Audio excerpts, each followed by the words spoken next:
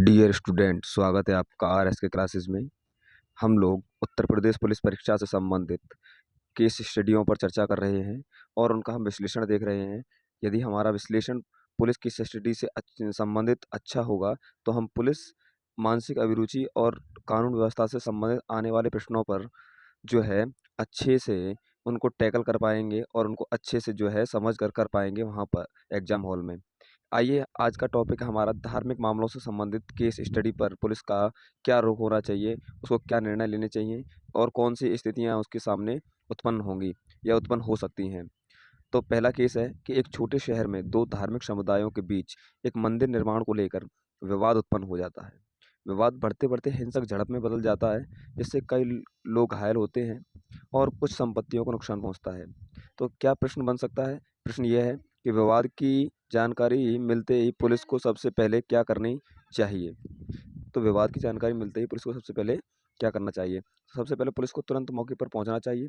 हिंसा को नियंत्रित करने के लिए बल का उचित प्रयोग करना चाहिए। अगर घायलों को जो है चिकित्सा सुविधा के लिए भेजना चाहिए और जो है दोनों पक्षों को अलग करने की कोशिश करनी चाहिए।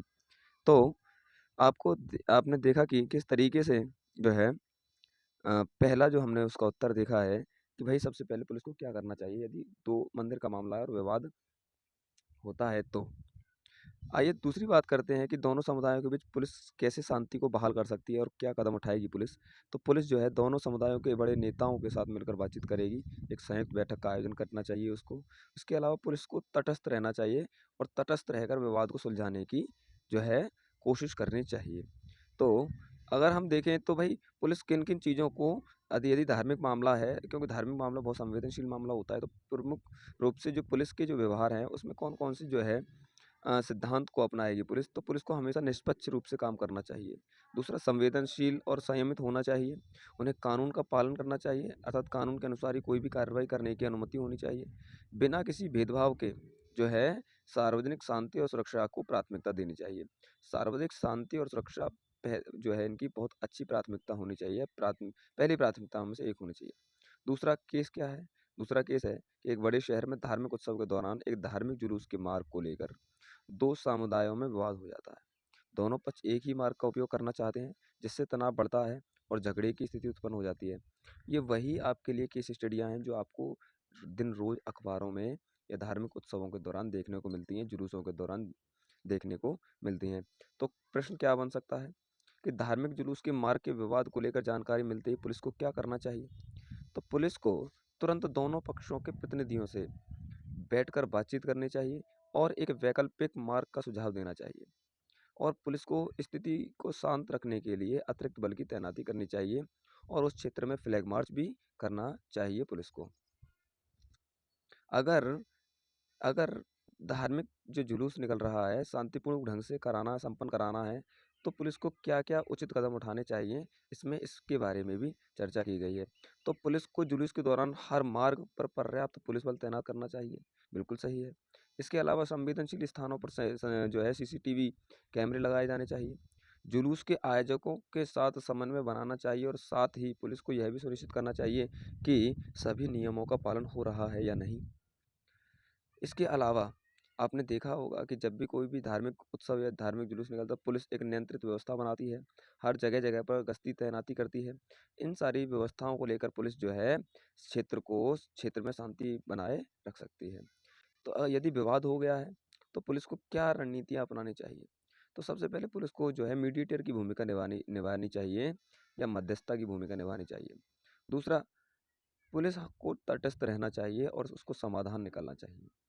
दोनों पक्षों के बीच संवाद को स्थापित करना चाहिए, उनकी चिंताओं को सुनना चाहिए, क्योंकि धार्मिक आस्था का विषय भी इसमें शामिल है। इसके अलावा यदि धार्मिक उत्सव हैं, तो पुलिस के आचरण क्या होने चाहिए, इस पर भी इसमें बात की गई है। तो पुलिस के आचरण क्या? पुलिस को संवेदनशील यानी कि धार्मिक उत्सवों के समय में पुलिस को बहुत संवेदनशील, निष्पक्ष, संयम भावना से काम करना चाहिए। किसी के भी धर्म की धार्मिक भावनाओं को नुकसान नहीं पहुंचाने के जो है उम्मीद या जो जिसकी भी धार्मिक भावना है या उनका सम्मान करना चाहिए या किसी को ठेस नहीं पहुंचानी चाहिए जिसकी भी धार्मिक, और कानून का पालन सख्ती से करना चाहिए। और यदि जुलूस के दौरान आप दंगा होता है तो उचित बल का प्रयोग करना चाहिए पुलिस को। केस स्टडी 3 क्या कहती है? परिस्थिति क्या है? एक ग्रामीण क्षेत्र में धार्मिक स्थल में चोरी हो जाती है। इस घटना से ग्रामीणों में आक्रोश है। वे विरोध प्रदर्शन करते हैं, जिससे कानून व्यवस्था और बिगड़ जाती है। ऐसी स्थिति में आप क्या करेंगे? यदि तो सबसे पहले पुलिस को, यदि चोरी की घटना मिलती है, तो सबसे पहले पुलिस क्या करेगी? तो पुलिस को तुरंत घटनास्थल पहुंचना चाहिए और स्थिति का तुरंत जायजा लेना चाहिए। साथ ही चोरी की जांच को ही तुरंत शुरू किया जाना चाहिए और ग्रामीणों को यह आश्वासन देना चाहिए कि जो है दोषियों को जल्द से जल्द पकड़ा जाएगा।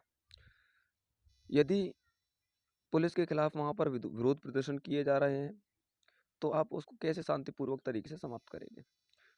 आपको पता है कि पुलिस को हमेशा विरोध प्रदर्शन झेलने पड़ते हैं और समय-समय पर पुलिस ने उसके लिए अपने बल का भी प्रयोग किया है।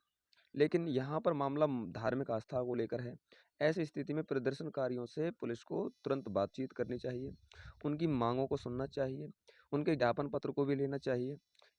इसके अलावा ग्रामीणों को समझाना चाहिए कि पुलिस मामले में बहुत गंभीर है और गंभीरता से इसकी जांच कर रही है और दोषियों को शीघ्र पकड़ लिया जाएगा और उचित सजा दिलाई जाएगी। तो पुलिस को किन-किन बिंदुओं पर ध्यान देना चाहिए? यदि धार्मिक स्थल पर चोरी हुई है, मामला संवेदनशील है, मामला जो है गांव की आस्था का मामला है, तो घटनास्थल की फोरेंसिक जांच कराई जानी चाहिए। दूसरा यह है कि प्रत्यक्षदर्शियों के जो है बयान लेने चाहिए। आपको संदिग्धों की पहचान करनी चाहिए और पूछताछ करनी चाहिए और साथ ही धार्मिक स्थल की सुरक्षा व्यवस्था भी आपको करनी चाहिए। 2, 4, 10 जो आपको आपके पुलिस बल के जो सिपाही हैं, उनको तैनात कर देना चाहिए। तो पुलिस इस तरीके से जो है जो ग्रामीण क्षेत्र में जो भी धार्मिक मंदिर से संबंधित जो भी चोरी हुई है, धार्मिक स्थल पर जो भी चोरी हुई है, तो उसमें आप जो है सीधे रूप से इस तरीके से काम कर सकते हैं। नेक्स्ट टॉपिक है हमारा अंतर्जातीय विवाह मामले। तो अंतर्जातीय विवाह मामलों में देखें तो क्या हो सकता है? केस क्या बन सकता है? केस है आपका कि एक छोटे शहर में एक युवा युगल जो अलग-अलग जातियों से आते हैं, ने अंतर्जातीय विवाह कर लिया है। उनके परिवार इस विवाह के खिलाफ हैं, उन्हें धमकियाँ मिल रही हैं। युगल ने पुलिस स्टेशन में सुरक्षा की गुहार लगाई है। तो सबसे पहले आपको, क्योंकि पिछली बार जब आपका पेपर हुआ तो एक ऐसा ही अंतरधार्मिक विवाह से संबंधित मामला, अंतरधार्मिक जाति विवाह से संबंधित मामला पूछा गया था। तो ऐसे प्रश्न को वह तुरंत वापस पूछ सकता है। इसको आप अच्छे से एक बार ज़रूर देखें। तो युगल सबसे पहले, अगर युगल की सुरक्षा सुनिश्चित करने के लिए पुलिस क्या कदम उठाएगी? तो युगल की सुरक्षा को सबसे पहले उन्हें एक निश्चित सुरक्षित स्थान पर ले जाया जाना चाहिए। उनको पुलिस प्रोटेक्शन दी जानी चाहिए और उनके कार्यस्थलों की सुरक्षा करनी चाहिए। जहाँ भी वह काम करते हैं, जहाँ भी रहते हैं वो, उनकी सुरक्षा करनी चाहिए और धमकियों के खिलाफ पुलिस को एक्शन लेना चाहिए, क्योंकि मामला अंतरजातीय विवाह का है और यह भी मामला है कि हो सकता है विवाह है तो बालिग होंगे। बालिगों को लिए हमारे संविधान में जो है एक व्यवस्था की गई है विवाह करने का अधिकार और ये आर्टिकल 21 के तहत दिया जाता है। तो अभी मैंने जैसा कि बताया आपको कि पुलिस को धमकियों के खिलाफ तुरंत कार्रवाई करनी चाहिए और क्योंकि बच्चे बालिग हैं, इसीलिए दोनों परिवारों जो भी अंतरजातीय समूह के 2 अलग-अलग जातियों के जो भी परिवार हैं, उनसे पुलिस को बात करनी चाहिए और उन्हें बताना चाहिए कि कानून की प्रक्रिया के अनुसार वो वैध हैं, अवैध नहीं हैं। इसलिए अब क्या कर सकती है आगे पुलिस? अंतरजातीय विवाह जैसी समस्या से निपटने के लिए पुलिस क्या कर सकती है? तो वही कि भाई सामाजिक संगठनों के साथ मिलकर जागरूकता अभियान चलाएँ। स्कूल और कॉलेजों को जागरूक करें और ऐसे कार्यक्रम चलाएं जिनसे उस क्षेत्र में या जहां भी अंतरजातीय धार्मिक विवाह अधिक देखे गए हैं और ऐसे ऑनर किलिंग के केस भी आपको देखे गए हैं, मिलते हैं, तो ऐसी स्थिति में उनको जो है ऐसे क्षेत्रों में कार्यक्रम चलाने की आवश्यकता है। और तो पुलिस जो है किस तरीके से काम करना चाहिए? तो पुलिस को सर्वप्रथम युगल है, जो भी युगल हैं, उनको कानूनी सहायता या सॉरी जो भी है उनको है सुरक्षा मुहैया कराकर निष्पक्ष रूप से संवेदनशीलता से और संयमित रहकर उसको जो है पालन करना चाहिए और किसी भी प्रकार के भेदभाव से बचना चाहिए। एक केस स्टडी 2 है और क्या कहता है कि एक बड़े शहर में एक अंतरजातीय विवाह के बाद लड़की के परिवार ने जबरन लड़की को अपने घर ले जाकर बंदी बना लिया है। लड़की ने पुलिस में शिकायत दर्ज कराई है। तो एक बड़े शहर में एक अंतरजातीय विवाह के बाद लड़की के परिवार ने जबरन लड़की को अपने घर में ले जाकर बंद कर लिया है, लड़के ने पुलिस में शिकायत की है। ऐसी स्थिति में क्या करेगी पुलिस? तो प्रश्न क्या बन सकता है कि लड़की को जबरन बंदी बनाने की शिकायत पर पुलिस को क्या करना चाहिए? तो पुलिस को तुरंत कार्रवाई करनी चाहिए। जहाँ भी लड़की को बंदी बनाकर रखा गया है, वहाँ पहुँचकर उसको बाहर निकालना चाहिए, उसको छुड़ाना चाहिए और उसकी सुरक्षा सुनिश्चित करनी चाहिए। साथ ही लड़की के बयान लेने चाहिए, उसकी मर्ज़ी जाननी चाहिए। मर्ज़ी भी जो है बहुत मायने रखती है और मर्ज़ी को भी पता करना चाहिए कि लड़की की मर्ज़ी क्या है। इसके अलावा लड़की के परिवार वालों से बात करते समय पुलिस को किस प्रकार का व्यवहार करना चाहिए? तो पुलिस को, क्योंकि मामला एक परिवार का है और जो है तो पुलिस को संवेदनशीलता बरतते हुए संयम का परिचय देना चाहिए और लड़की के परिवार को कानून की जानकारी देनी चाहिए और समझाया जाना चाहिए कि भारत में जबरन बंदी बनाना एक अपराध है। तो इस तरीके से जो है पुलिस मामले को निपटा सकती है। अब आगे पुलिस को क्या कदम उठाना चाहिए कि भाई पुलिस जो है लड़के की तरफ से और लड़की की तरफ से जो भी परिवार हैं उनके बीच जो है मध्यस्थता का काम कर सकती है। यदि मध्यस्थता से, शांति से या संवाद से मामला सुलझता है तो उसको सुलझाना चाहिए। साथ ही पुलिस के आचरण को भी जो है इसमें एक महत्वपूर्ण रूप से रेखांकित किया गया है। तो पुलिस का आचरण इसमें निष्पक्ष होना चाहिए, संयमित होना चाहिए, संवेदनशील होना चाहिए। तो आइए हम देखते हैं कि केस स्टडी 3 क्या कहती है। अगर परिस्थिति क्या है? एक ग्रामीण क्षेत्र में एक अंतरजातीय विवाह के बाद गांव के कुछ लोग युगलों के खिलाफ हो जाते हैं। उनके खिलाफ सामाजिक बहिष्कार की घोषणा कर देते हैं। युगल ने पुलिस में शिकायत दर्ज कराई है। हमारे समाज में आज भी अंतरजातीय विवाह के खिलाफ सामाजिक बहिष्कार की घोषणाएं की जाती रही हैं और ऑनर किलिंग जैसी घटनाएं भी हमने समाज में अपने में देखी हैं। इसीलिए बहुत महत्वपूर्ण होता है कि युगल को किस प्रकार की सहायता दी जाए यदि मामला अंतरजातीय विवाह का है तो सामाजिक बहिष्कार की जानकारी मिलते ही पुलिस को क्या करना चाहिए? तो पुलिस को तुरंत गांव में पहुंचकर सामाजिक बहिष्कार की घोषणा को रोकने के लिए आवश्यक कदम उठाए जाने चाहिए और युगल को सुरक्षा मुहैया कराई जानी चाहिए और गांव के वरिष्ठ जनों से बात कर या नेताओं से बात कर या प्रतिनिधियों से वहां के बात करके सामाजिक बहिष्कार को रोकना चाहिए। अगर सामाजिक बहिष्कार है तो पुलिस क्या कानूनी कार्रवाई करेगी और पुलिस क्या कदम उठाएगी? ऐसी स्थिति में पुलिस को सामाजिक बहिष्कार करने वालों के खिलाफ कठोर कार्रवाई करनी चाहिए और ग्रामीणों को कानूनों का पालन करने के लिए समझाना चाहिए। किसी भी प्रकार के सामाजिक बहिष्कार को रोकना चाहिए।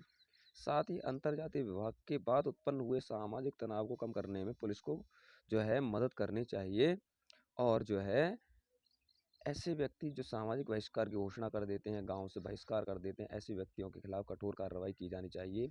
ये पुलिस का एक निष्पक्ष रूप होगा। तो यदि मान लो कि अंतरजातीय विवाह के बाद उस क्षेत्र में या उस गांव में तनाव उत्पन्न हो गया, तो पुलिस क्या करेगी?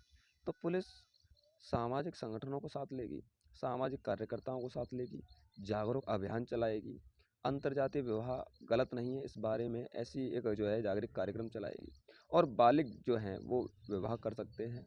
हमारा संविधान स्पष्ट रूप से कहता है इस बात को। ऐसी बातों को बताकर जो है जागरूक अभियानों को चलाया जाना चाहिए और यह भी बताएगी कि सुप्रीम कोर्ट के आदेश के अनुसार अंतरजातीय विवाह मान्य है भारत में। और यह भी बताया जाना चाहिए कि पढ़े लिखे समाज में आज के तो जो है पुरानी कुरीतियाँ, सामाजिक बहिष्कार जैसी चीज़ों को हमें छोड़ना चाहिए। तो पुलिस को अपने काम में निष्पक्षता, संवेदनशीलता और संयम का परिचय देना चाहिए और कानून का पालन करना चाहिए। पिछले विगत जो पेपर गया है आपका, उसमें कॉर्पोरेट धोखाधड़ी से क्वेश्चन पूछा था। शायद 18 फरवरी की शिफ्ट फर्स्ट या सेकंड में कोई प्रश्न था कि एक आध्यात्मिक नेता था कॉर्पोरेट और जो है आपको रिश्वत देने की पेशकश करता है, तो ऐसी स्थिति में क्या होगा? तो देखते हैं हम कॉर्पोरेट धोखाधड़ी के मामले क्या हो सकते हैं। केस हमारा क्या है? एक प्रमुख कंपनी में वित्तीय अनियमितताओं की रिपोर्ट सामने आती है। आंतरिक ऑडिट के दौरान पता चलता है कि कंपनी के वरिष्ठ अधिकारियों ने फर्जीवाड़ा करके करोड़ रुपए का नुकसान किया है। पुलिस को इस मामले की जानकारी मिलती है। तो धोखाधड़ी की रिपोर्ट मिलने पर पुलिस को सबसे पहले क्या करना चाहिए? तो धोखाधड़ी की रिपोर्ट के साथ एक तुरंत आपको आर्थिक अपराध शाखा को संबंधित या सूचित करना है।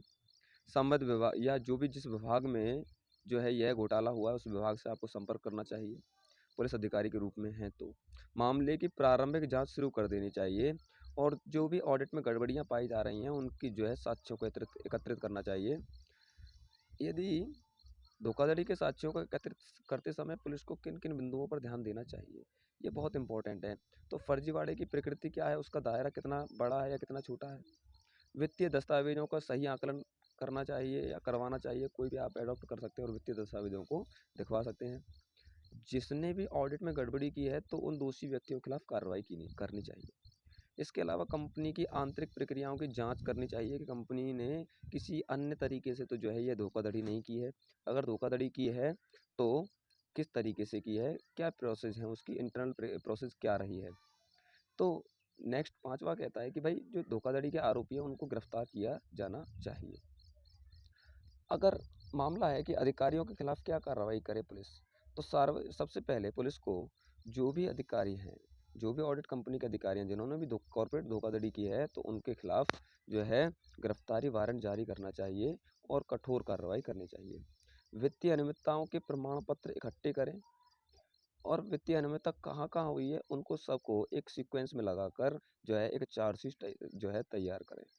और आरोपी जो है यह भी पता लगाया जाना चाहिए कि किन लोगों ने कितने करोड़ रुपए की जो है संपत्ति इस कारपोरेट धोखाधड़ी से बना ली है। बहुत महत्वपूर्ण प्रश्न यह है कि भविष्य में कारपोरेट धोखाधड़ी को रोकने के लिए पुलिस को क्या सुझाव देने चाहिए।